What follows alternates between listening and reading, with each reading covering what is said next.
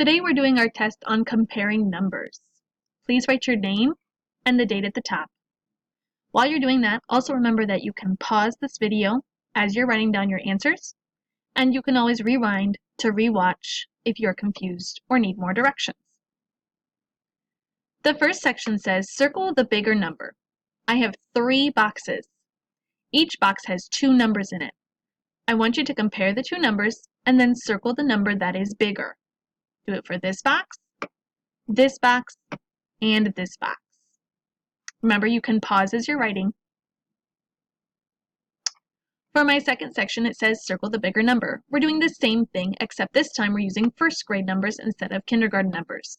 We have 3 boxes, and in each box there are 2 numbers. You're going to circle the bigger number in each box. Circle the bigger number in this box, and in this box.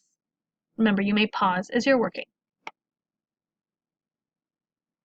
For my next section, this is also a first grade section. It says use greater than, equal to, or less than symbols. So we're going to use these carets and the equal sign to compare these numbers down below. We have 6 boxes and a line in each box. You're going to look at the 2 numbers on either side of the line, and then you're going to put which symbol you need to use to show which number is bigger. Remember, you're putting the symbol on the line for each box. Go ahead and pause as you do that. And my last section is my second grade section. This is the same as what we just did. We're going to use these symbols, greater than, equal to, and less than, to show which number is bigger for each box.